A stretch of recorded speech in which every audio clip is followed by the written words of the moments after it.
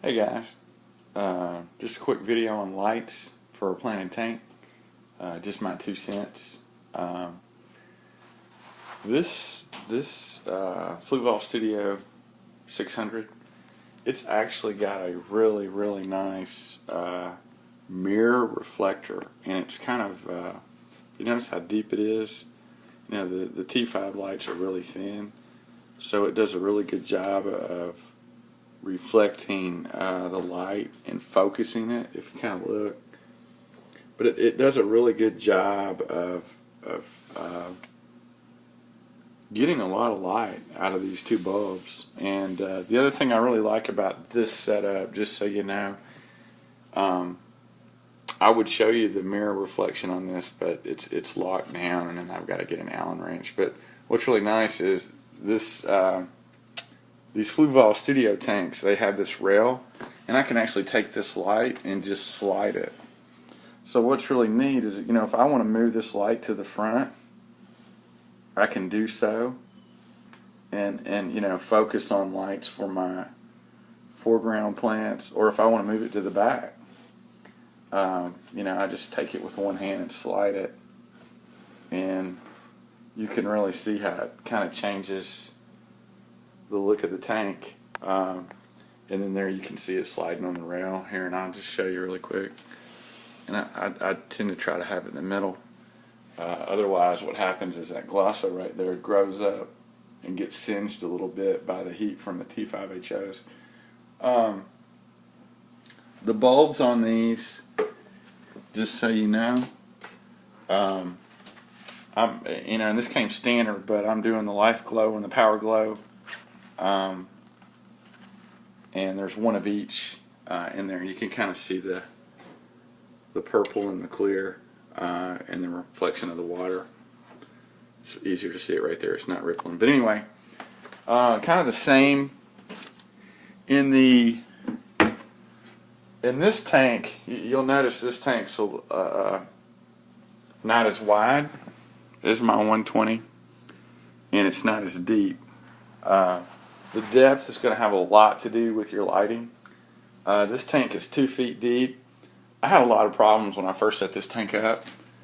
I put one T5 ballast in here, T5HO, and these are 54 watt, and they're like 46-inch bulbs, and you can see I'm running actually. Right now I only have a pair on, and I need to show you the timers too, but before I forget, the problem I ran into in here, these are actually labeled it, I ran an extension cord, B for back, and then there's actually an F there for front, and I just turned the front ones on, and so now you can see I'm running a pair. It's kind of bright, but I'm running a pair in the front and a pair in the back. That one bulb there in the front is an indigo sun, kind of a violet. Those are kind of dangerous. The reason I did that for me is because this tank is so deep, and I was trying to get the light, the UV, the closer you get to like the purple, which is, you know, what you'll see on the saltwater tanks. You know, they're trying to get to the coral and stuff down low. The closer you get to that purple, blue, pinkish, actually more purple blue, the better depth you get, especially in saltwater. I don't want to get into all that, but when I was in EE, the Navy actually uses like a blue-green laser to penetrate salt water because it gets more penetration. It was the best color, so I'm guessing there's a lot of that going on. Salt water has a lot more, it's got more minerals in it, and it tends to be more opaque, especially the lasers and things, and I don't know. Just off topic, but freshwater, this is a little more clear. Not that it matters. Salt water's also a little heavier, but whatever. I'm not a saltwater guru. I did have a saltwater tank at one time, and it's just too much trouble because you get all that, that salt crud building up. And anyway, you always got to mix stuff. Anyway, this is a lot cheaper for me. But back on the lights, I want to kind of cover electrical when I do this as well. I actually have all these lights over here on a timer. These are the timers I would recommend. I actually got a high-end kind of an LCD timer that you could program and set up, and it was a complete pain in the rear just because it was so difficult. You'd hit the wrong button and it would clear everything, or the power would go out and you come in and it wouldn't be set right, and and it was like 15 different steps to program it. It's just so annoying. These are simple, clean. You have your little manual override switch here, so if it goes off, you can turn it on. I've got extension cords. This is the one for the 33, and that's just the lights going straight in. But on the in the 120, I actually ran extension cords, and then I labeled it B for back, and then F for front. And what I did, what I want to show you, and what's really nice about these ballasts that I put in, you get a blue LED that shows you when it's on. The trick with these lights, if you get a light that goes out, sometimes these lights can kind of burn out, or you can, you get separation sometimes on the end where the posts are. Just little things, but on these lights, if it kicks on and it can't do a complete circuit with both bulbs, it'll come on for like a brief second and then turn off. And I didn't realize it, but I was running, I don't know if my rainbow splashed water up or what happened, but had one of the bulbs out, and I was just running, half bulbs. I was just running 2 instead of 4. Excuse me. But when I originally set this up, I thought, I'll have this tank came with a pair of T8s, and then I got new bulbs for it, and then I just thought, I'll do the T5HOs and then leave the T8s in here. It didn't do good at all. I had a hard problem getting anything to grow here in the front. Swords did fine. A lot of this other stuff did okay. But you really need highlight for, I was trying to get some HC, or what a lot of you guys know as dwarf baby tears, to grow. This isn't really dwarf baby tear back there, but I just couldn't get it to grow. And I think you really need CO2 injection with that, even though I was adding carbon and everything else. And the deeper the tank, the harder it is to get stuff like that to grow. I mean, this Rickia Flutens, if you look at that, it's just going nuts. Really close to the light. But anyway, back to on topic. I just really wanted to show you this type of light that I built. I didn't really build it, but this is what I got. Here's one of the boxes for it. And I had to get the reflectors as well. And these reflectors, what's really weird about it, just so you know, you learn by experience, you buy these little reflectors, and then you can see where I just screwed them in here, and then there's plastic clips that hold the bulb into this reflector. But these reflectors, let me see if I can show you an example. There was a fine piece of plastic on these things, and I didn't know it was there.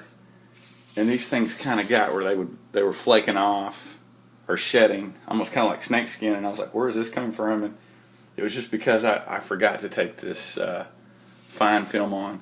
But this is just kind of a dull aluminum. It's not really a good reflector compared to this thing. This, to me, this glow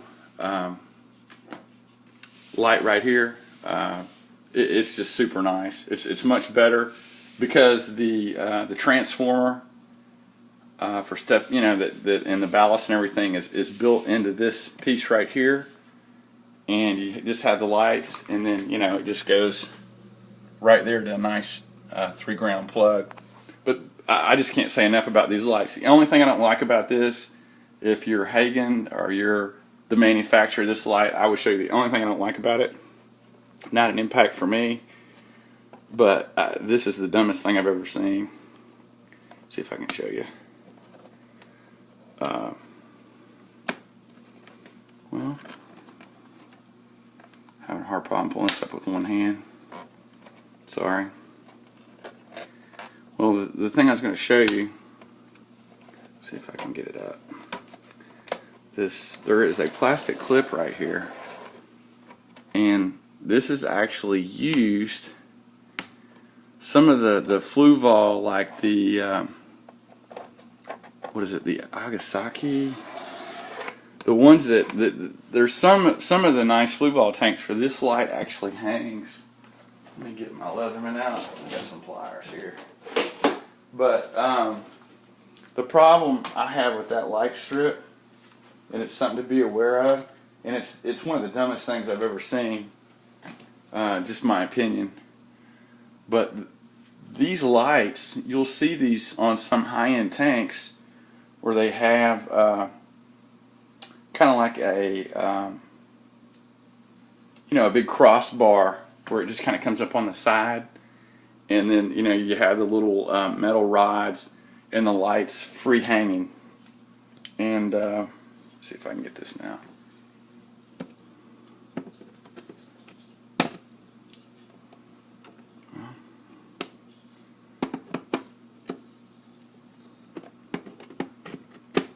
There we go.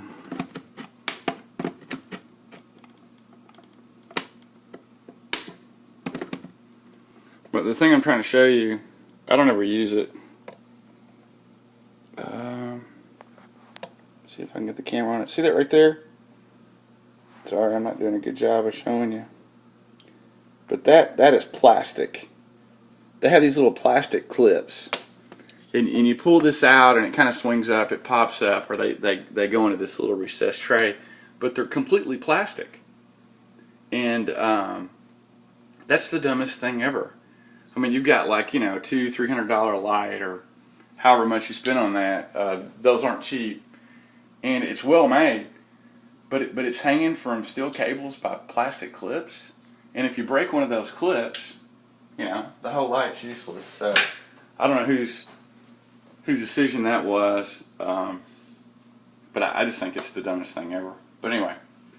Alright, I showed you here. I've got 2 ballasts. These are on separate circuits. One other thing I did, I want to show you really quick.